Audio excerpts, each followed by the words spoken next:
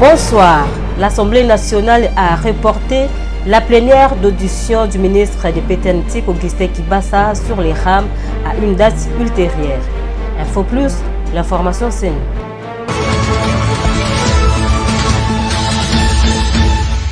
Les bureaux de l'Assemblée nationale viennent de reporter la séance plénière qui devait auditionner les réponses du ministre des Postes, Télécommunications et Nouvelles Technologies de l'Information concernant les rames. C'est le rapporteur de l'Assemblée nationale qui l'a confirmé. À l'en croire, c'est pour des raisons techniques que cette plénière a été reportée, signalant que la quasi-totalité des élus du peuple avaient exigé la suppression de la taxe RAM lors du passage du ministre Kibassa à l'hémicycle la semaine dernière. Malgré l'intervention du ministre des Pétentique au Parlement, les Quinois ne sont pas convaincus. Ils exigent la suppression pure et simple de cette taxe. Le problème des rames, c'est tout un... comment dire, les rames, c'est tout un problème qui raconte la population, mais aussi cela est lié aux difficultés que la population est contrée. Et donc c'est normal que le ministre soit interpellé par les parlements qui est l'ensemble des élus nationaux, c'est-à-dire de ceux qui ont été votés par le peuple. Moi je suis pour la suppression du RAM, parce que d'ailleurs d'après les informations, l'intervention du ministre n'a pas été trop claire. Et donc même les députés ont réalisé que le programme ou le phénomène RAM devrait être carrément supprimé. Donc je suis pour la suppression totale et directe du programme RAM. Je disais qu'on est en train de nous bouffer notre argent, il faut supprimer cela. On ne comprend même pas l'essence de cela. On a fait cette RAM pourquoi on nous dit oh non, c'est pour mettre la connexion internet, mais nous on ne bénéficie rien de cela. En tout cas il faut supprimer cela. Je ne vais pas être pour parce que ça nous détruit. Ouais, ça c'est quelque chose que moi je ne peux pas soutenir en aucun cas. Donc jamais je ne peux pas soutenir ça. Ça nous détruit sans blague. Nous sommes en train de dépenser inutilement. Vous savez que je peux mettre 500 unités, on me ravit tous les 500 unités. Alors pour quelle fin? Kibassa soit un ministre. Abattre les anciens, papa qui basse, papa qui séqué, on a battu le patrimoine de la famille. As un ministre moi va démissionner. Ramezo yiba biso. Netingai, quel bilan na ram? Azunga combien? Et ça le coûta à chiffon pour la gratuit enseignement. Combien de grèves ils ont enseignants? Kibassa a démissionné pour ça mon ancien politicien. Abani politique il est loté a démissionné a battre l'honneur à papa na yé né à famille na yé né à biso de soutenir ba papa na bango ramel longwa ba effacer yango TV za to sentir yango te poani bon on a monté non sentir yango te mais ramonter 500 francs ba 500 francs nyonso 60 000 francs ba ko bon ma population tout ça victime na ram tout ça victime my god.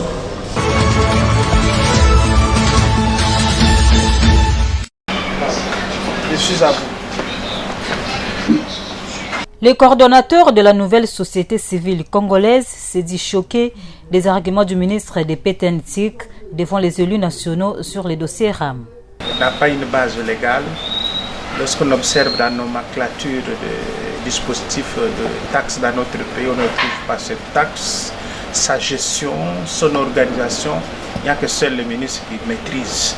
Et les opérateurs des communications de la République, c'est leurs complices qui sont en train maintenant d'asphyxier, je disais, la population congolaise qui du reste n'a pas un pouvoir d'achat ni de revenus très important. Et surtout en cette période de la rentrée scolaire, vous voyez comment le parent souffre. C'est cette taxe. Plus grave, le ministre va plus loin jusqu'à dire que cette taxe est en train de financer la gratuité, alors que la gratuité avait bien commencé avant. Et on ne nous a jamais dit que cette taxe était instituée pour financer la gratuité. On nous avait dit que c'était une taxe pour lutter contre les contrefaçons, une taxe pour récupérer des téléphones volés. Et c'est maintenant brutalement devenu une taxe qui finance la gratuité. Et 25 millions de dollars américains qui sont à ce jour attestés dans leurs états financiers. Mais lorsqu'on voit ces opérateurs, quand ils communiquent, ils nous disent qu'ils ont des millions d'abonnés qui ne représentent pas le faible chiffre qui nous a été présenté par le ministre. Et c'est chaque jour qu'un Congolais souffre quelque part de cette taxe.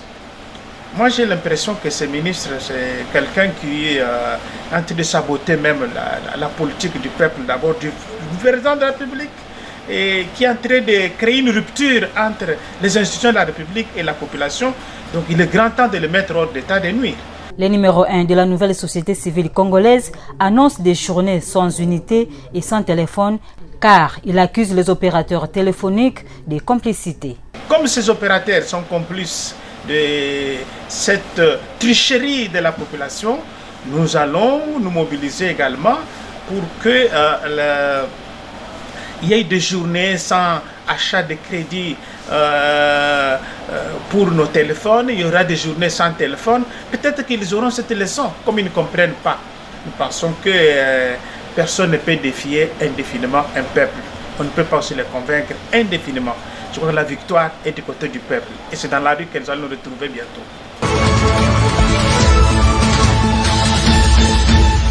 Le gouverneur de la ville de Kinshasa a pris acte du meeting populaire projeté le samedi 9 octobre à la place Sainte-Thérèse d'Enjili par la plateforme politique Lamuka.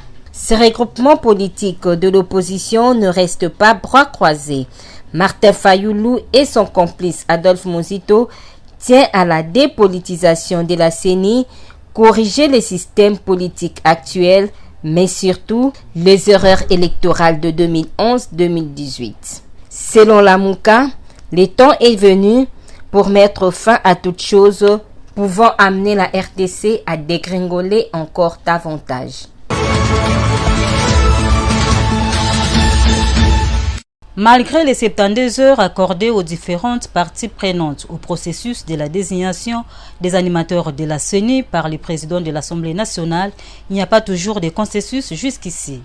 Le coordonnateur de la nouvelle société civile congolaise donne le temps. Jonas Tiombela pense que ce processus est pris en otage. La CENI est prise en otage par quelques acteurs de la société civile, notamment dans les confessions religieuses. La CENI est prise en otage, la désignation est prise en otage par quelques membres des partis politiques qui se greffent sur la position des confessions religieuses comme si les confessions religieuses étaient devenues leurs membres.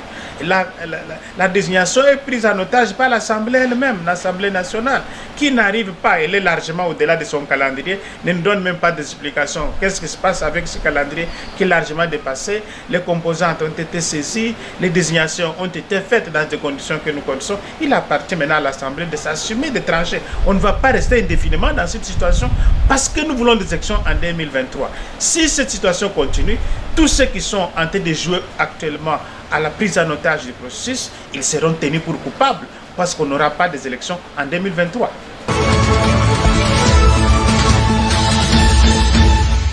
« 52 États se sont donné rendez-vous à Dubaï, aux Émirats arabes unis, pour le 5e symposium mondial sur la sécurité aérienne.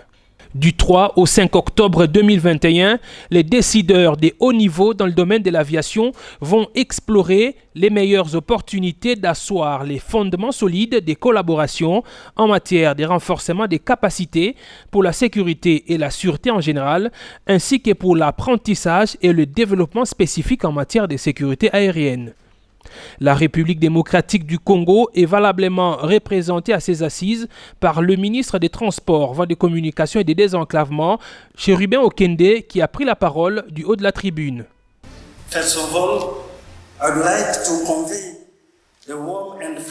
Avant toute chose, je voudrais transmettre les salutations chaleureuses et amicale de son Excellence Félix-Antoine Tshisekedi Tshilombo, président de la République démocratique du Congo, à son Altesse Cheikh Ahmed bin Sahed Al Maktoum. Le président de la République démocratique du Congo félicite son Altesse d'avoir accepté de patronner l'organisation de ce 5e symposium mondial sur la sécurité aérienne dans ce prestigieux cadre de l'hôtel Marriott Marquis de Dubaï. This prestigious setting of Marriott Marquis Hotel in Dubai. Cette rencontre est présidée par le secrétaire général de l'Organisation de l'aviation civile internationale, Juan Carlos Salazar, a permis à Chérubin Okende d'exposer les efforts que fournit la RDC pour se conformer aux normes internationales. Our government is taking this opportunity. La République démocratique du Congo saisit cette si belle opportunité pour répondre à des questions brûlantes de son secteur aérien où la sécurité et la sûreté de l'aviation civile demeurent des préoccupations face auxquelles elle ne cesse de fournir des efforts pour se conformer aux normes internationales. Au regard du danger rencontré dans l'exploitation de toute activité aérienne et face à la menace que révèlent ces secteurs, l'attitude de notre gouvernement pour les identifier est très déterminante. La RDC, avec tous ses potentiels, voudrait surmonter ces trois barrières qui sont la technologie des pointes, la formation du personnel, la réglementation. Ainsi, en participant à ces assises, la République démocratique du Congo entend découvrir les récents défis de sécurité et sûreté, les solutions innovantes ainsi que les meilleures pratiques préconisées selon les annexes 17 et 19 de l'OACI. Après l'ouverture du symposium, le ministre des Transports, Voies de Communication et des Désenclavements a eu une séance de travail avec le secrétaire général de l'OACI. Chérubin Okende a plaidé pour l'accompagnement de l'Organisation de l'aviation civile internationale dans les efforts du pays qui tient à sortir de la liste noire de l'Union européenne. Plaidoyer accepté, l'application du gouvernement congolais étant visible, Juan Carlos Salazar a promis de faire intervenir le bureau régional de l'OACI pour faire aboutir le processus de la sortie de la République démocratique du Congo de la fameuse liste noire de l'Union européenne. La question de mélanger la gestion des aéroports et la navigation.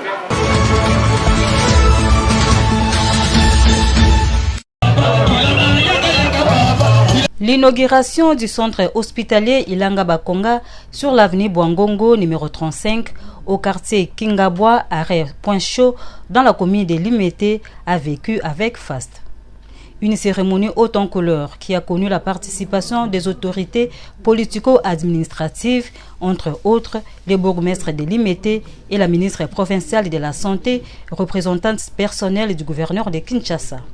Cette formation hospitalière qui vient répondre aux besoins sociaux de la population de Limete en général et celle de Kingabwa en particulier a laissé entendre son médecin directeur et l'œuvre du sénateur Ilanga Bakonga Rigen. Ce centre hospitalier a donné le sourire aux bénéficiaires. Député Baleka et Basale de côté pour la Rigen à Oumela. Basale biso hôpital qui était au côté CPL na yango. Tolingi ya kitela biso pri na kobota na hôpital pour na biso bana makambo nyonso et ça n'a pris encore abordable bien. Mais baide ya boye totikela komona na oti po moto mosomo na modon ki akeli boso pozo nga sima boye to mona na oti moto liboso to mona bimana kata Kingabwa nde Rigen Bakongo yango wana to sepeli na ye donc Nzambe asunga ye biso pe population to bimana sunga na sima na ye to kofote tuzuka ye. Cet élu des élus de la province de la Tchouapa a reçu la bénédiction de Dieu pour la matérialisation de ces centres. Je suis très honoré, je suis très content de ce genre d'initiative. Rigen Bakonga, je l'ai connu comme un frère, un membre de l'église. C'est à l'église qu'il est venu. Je ne savais pas qu'il avait un hôpital. Et c'est par après qu'il m'a dit qu'il avait des idées d'ouvrir un centre qui pourra aider les enfants de Dieu et surtout la population de Kingabwa. Et j'espère qu'il ira de l'avant parce qu'il a toutes nos bénédictions. Si Dieu est pour Ilanga Bakonga Rigen, qui sera contre lui? Personne, alors personne.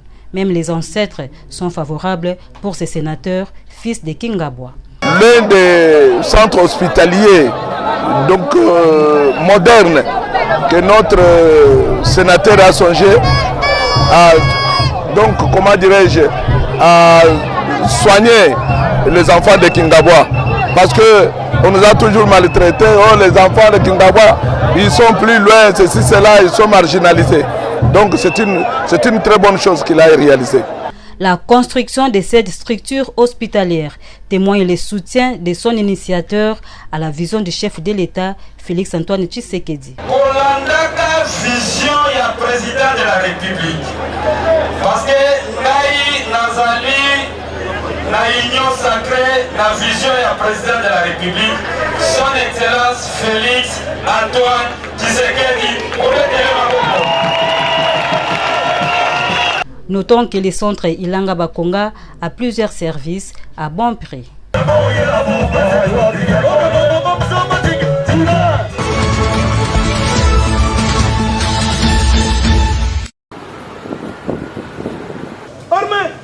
C'est un samedi pas comme les autres. Ici, nous sommes à l'hôtel du gouvernement. C'est un honneur pour moi, ministre de la Santé, accompagné de la vice-ministre, pour remettre cet engin qui va servir au ministère du Sport pour les différentes activités.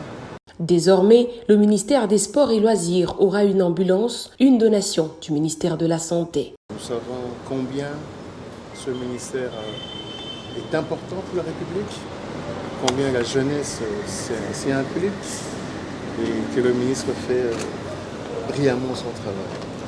Et voilà, nous restons solidaires. À Jean-Jacques Mbungani, ministre de la Santé, d'assurer que ce geste est certes le premier et ne sera pas le dernier. Et ce n'est qu'un début. Je sais que l'avenir permettra à ce que nous puissions doter le ministère du Sport de encore beaucoup plus d'engins et autres pour pallier au meilleur fonctionnement de votre ministère. Il est donc question que le mouvement sportif se dote peu à peu des équipements qui répondent aux normes, selon la vision du chef de l'État Félix Antoine Tshisekedi et du gouvernement Samalou Kondé. Serge Kondé, ministre des Sports, relève l'importance de cette donation. Sincèrement, merci à son Excellence, Monsieur le ministre de la Santé, pour ce geste qu'il vient de poser à l'endroit de notre ministère et surtout d'avoir répondu promptement à notre demande parce qu'on avait trouvé qu'il y avait un besoin. Et nous avons écrit auprès du ministère de la Santé dans le cadre de la collaboration interministérielle. Et voilà que le collègue a répondu favorablement. Nous allons instruire nos services du département médical de prendre soin de cet engin qui va beaucoup servir dans le milieu des sportifs, le milieu des athlètes. Grand merci au gouvernement dirigé par son Excellence Monsieur le Premier ministre Samalou Kondé, parce que nous voyons qu'il y a la solidarité telle que le Président de la République, son Excellence Félix Antoine Tshisekedi le veut. Et en conclusion, nous pouvons dire que c'est la République qui gagne. La santé, c'est comme la richesse. Il ne suffit pas de l'avoir, il faut savoir la conserver, dit-on. Aussitôt que la FIFA a donné son approbation ce 1er octobre pour l'utilisation du Stade des Martyrs lors de ses compétitions, le ministre des Sports et Loisirs, Serge Kondé, s'est rendu dans ces temples du football. Question pour lui de s'assurer davantage de l'évolution des travaux en moins d'une semaine de la rencontre RDC Madagascar. Ici, c'est le conseiller en charge d'infrastructure qui lui fournit des explications sur les travaux en cours d'exécution. Ici, le dimanche, on va mettre la moquette et les chaises. Dimanche, donc après-demain. Ouais. Okay. Et les toilettes? Une préoccupation qui vaut son pesant d'or puisque les sanitaires reçoivent aussi un coup de balai et la Régie des eaux assure quant à la fourniture en eau. La SNEL de son côté facilite l'exécution de ces travaux, notamment avec la pose des grilles de séparation entre tribunes. Rejoint par Eric Mahemene, opérateur-manager en charge des travaux d'éclairage du Stade des Martyrs, qui a non seulement présenté ses lots, surtout expliqué au ministre Kondé et à sa suite les différents types de lumières en sa possession. Ah là, dans la population. Là. Dans la population, dans la population pour éclairer les... Dans les couloirs également. Les couloirs, okay. Et ceux-là, ça c'est pour l'air de jeu. Il y aura d'autres comme ça. Juste à côté des sièges VIP se trouvent les sièges présidentiels en attente des tapis pour qu'ils soient posés. Pour les ministres des Sports et Loisirs, l'intensification des travaux s'impose. C'est sans arrêt. On a dit qu'il y a le courant. Ainsi donc, les matchs de la 3e journée des éliminatoires au Mondial 2022 RDC Madagascar du jeudi 7 octobre se jouera dans de meilleures conditions puisque l'objectif poursuivi par le chef de l'État, Félix Antoine Tshisekedi, avec son premier ministre, Sama Lukonde, est celui de faire du Stade des Martyrs l'un des plus beaux stades du continent.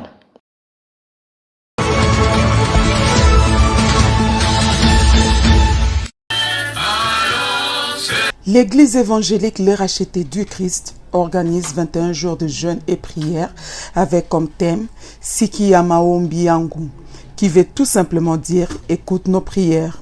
Durant 21 jours, le peuple de Dieu se rend devant la face de l'Éternel. L'évêque Godé Mongengo parle de l'importance de cette prière. Nous parlons sur le Sikia Maombi Yangu. C'est-à-dire que nous venons de sortir d'un grand séminaire de prière et nous voulons maintenant que Dieu nous exauce. Par rapport à l'enseignement qui a été donné aujourd'hui, nous reconnaissons que Dieu exauce la prière, Dieu est tout puissant, mais que cela ne soit pas seulement comme des slogans ou les choses que nous entendons chez les autres. Nous voulons aussi que Dieu, par sa faveur, regarde. Nous voulons vraiment, d'ailleurs, comme vous venez de dire là, nous avons un décenat d'accomplissement. Nous parlons dans 10 ans ici, jusqu'en 2030. En tout cas pour nous, il faut que les choses changent. Ce n'est pas au mois de janvier le premier que l'année commence. Si vous pouvez observer, pour ceux qui me suivent dans The Voice, je dis que les grandes décisions du monde se prennent au mois de septembre. Vous allez voir, la première pluie arrive en septembre. Et la grande assemblée générale de l'ONU, c'est toujours au mois de septembre. Les rentrées scolaires, c'est au mois de septembre. Les rentrées parlementaires, c'est-à-dire que ce sont des moments où le monde s'assoit pour prendre des décisions et ces décisions sont exécutoires à partir du mois d'octobre. Nous l'avons compris, c'est comme ça. C'est comme ça que nous en profitons chaque année. C'est un programme que nous faisons régulièrement. Plusieurs orateurs prendront part à ces assises sur l'avenue Kibati numéro 15 dans la commune de Barumbu.